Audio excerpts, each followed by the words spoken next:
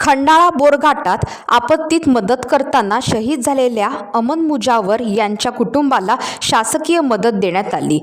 बोरघाटात रस्त्यावर पडलेले झाड बाजूला करताना अमन मुजावर वय वर्ष 22 या तरुणाचा दुर्दैवी मृत्यू झाला। शरीराच्या गुप्त भागाला तुटलेली फांदी लागून दुखापत झाली आणि अमनचा दुर्दैवी मृत्यू झाला। अमनच्या मृत्यूची पोकळी ही त्याच्या कुटुंबाला आणि त्याच्या सामाजिक कार्यात भरून निघणार नाही। त्याच्या कुटुंबाला न्याय देण्यासाठी हेल्प फाउंडेशन खोपोली यांनी विशेष प्रयत्न केले आहेत। नुकत्याच संपलेल्या पावसाळी अधिवेशनात अमन मुजावर याच्या कुटुंबाला भरपाई मिळवून देण्याची मागणी करण्यात आली होती।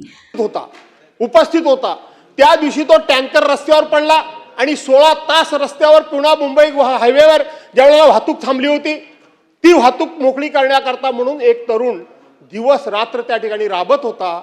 तोच तरुण परवांच्या दिवशी खोपोलीला एक झाड रस्त्यावर पडलं अध्यक्ष महोदय, आणि झाड पडल्यानंतर तो ते झाड बाजूला करण्याकरता गेला।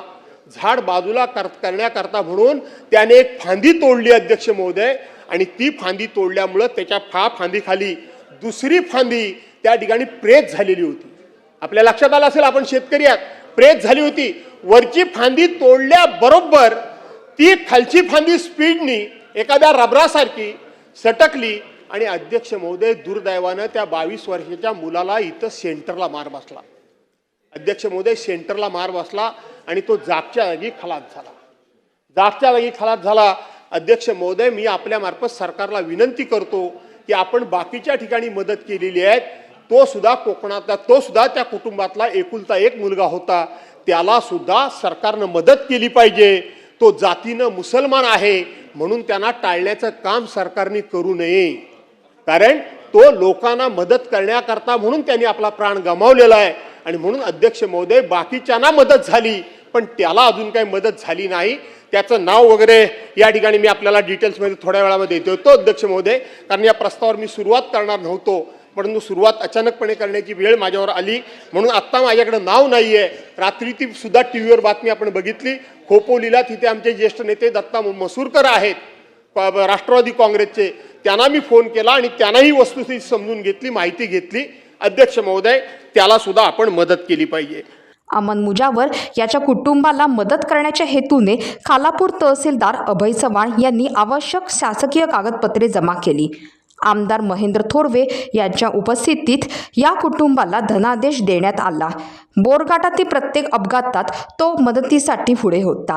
मुसळधार पावसामुळे मुंबई पुणे जुन्या महामार्गावर वृक्ष पडून आणि दरड कोसळून रस्ता बंद झाल्याने प्रवाशांचे अतोनात हाल ओळखून अमन मुजावर आणि त्याच्या मित्रांनी सामाजिक बांधिलकी जपत खंडाळा घाटातील झाडं बाजूला करण्यासाठी भर पावसात मदत केली होती। जीवघेणा त्रास सहन करीत त्याने मदत केली, पण स्वतःवर उपचार न केल्याने हा प्रसंग ओढवला।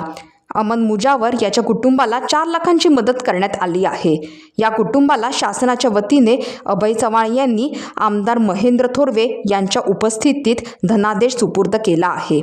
सेवा प्रथम असली तरी सर्वप्रथम आपली काळजी महत्त्वाची आहे, त्यामुळे आपत्तीत मदत करणाऱ्या प्रत्येक कार्यकर्त्याने आपली काळजी घ्यावी असे आवाहन हेल्प फाउंडेशन खोपोलीचे गुरुनाथ साठेलकर यांनी केले आहे। यावेळी निवासी नायब तहसीलदार सुधाकर राठोड, उपसभापती भाई शिंदे, नगराध्यक्ष कुलदीपक शेंडे, हेल्प फाउंडेशन खोपोलीचे गुरुनाथ साठेलकर अनेक कार्यकर्ते उपस्थित होते।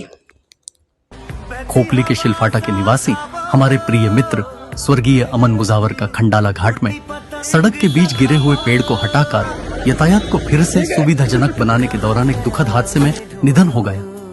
दूसरों की मदद और समाज सेवा के लिए अपनी जान की परवाह किए बिना उन्होंने जो साहस और बलिदान दिया वो हमेशा याद रखा जाएगा। उनकी इंसानियत, सेवा भावना और हिम्मत हम सब के लिए एक मिसाल रहेगी। हम ईश्वर से प्रार्थना करते हैं कि वे दिवंगत आत्मा को अपने चरणों में स्थान दें और शोककुल परिवार को इस अपार दुख को सहने की शक्ति प्रदान करें। स्वर्गीय अमन मुजवार जी को हमारी विनम्र और भावपूर्ण श्रद्धांजलि। टाइम्स डिजिटलला लाईक करा, शेअर करा, सबस्क्राईब करा आणि बेल आयकॉन दाबायला विसरू नका। Times digital.